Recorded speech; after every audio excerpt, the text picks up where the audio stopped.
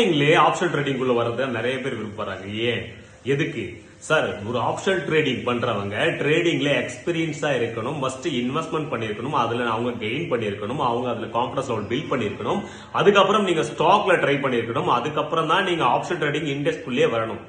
எடுத்த உடனே ராக்கெட் தான் பிடிக்கிறது, அதுக்கு கீழே இருக்கக்கூடிய விஷயங்கள் எதுவுமே பிடிக்கிறது. நம்ம ஏறுனா ராக்கெட் தான், நிலாக்கு போய் அடைஞ்சிடணும் அப்படின்ற ஒரு மனசோட இருக்காங்க. கண்டிப்பா இது கேம்லிங்க்கு சமானம். வேண்டவே வேண்டாம். எல்லாரும் சொல்ற மாதிரி உண்மையாயிடும். வேண்டாம், இது கேம்லிங் கிடையாது. பைசா சம்பாதிக்கக்கூடிய பிசினஸ் செய்யக்கூடிய மிகப்பெரிய ஒரு ஆப்பர்ச்சுனிட்டி ஸ்டாக் மார்க்கெட்ல உண்டு. ஓகே, அதான் கரெக்டா அனலைஸ் பண்ணி கரெக்டான ட்ரெயினை நீங்க பிடிச்சீங்கன்னா கரெக்டான ஸ்டேஷனை போய் அடைவீங்க. தப்பான ட்ரெயினை பிடிச்சா தப்பான ஸ்டேஷனுக்கு தானே போக முடியும். அப்போ முதல்ல ஸ்டாக் மார்க்கெட் என்றால் என்னன்றதை முதல்ல புரிஞ்சுக்க ஆரம்பிங்க. இது கேம்லிங் பண்ணக்கூடிய இடம் கிடையாது. ப்ராப்பரான எஜுகேஷன் மூலமா, ப்ராப்பரான நாலேஜ் மூலமா, அனுபவம் மூலமா, பிராக்டிக்ஸ் மூலமா நடக்கக்கூடிய விஷயங்கள் ஸ்லோவோ ஸ்டடியா தான் நடக்கும். அட்லீஸ்ட் 3-4 இயர்ஸ் ஆயிடும் இதை நீங்க லேர்ன் பண்றதுக்கு. அதுக்கப்புறம் தான் எர்னிங் கான்செப்டுக்குள்ள நீங்க போவீங்க, ஒரு பதத்தை எடுத்து வைப்பீங்க.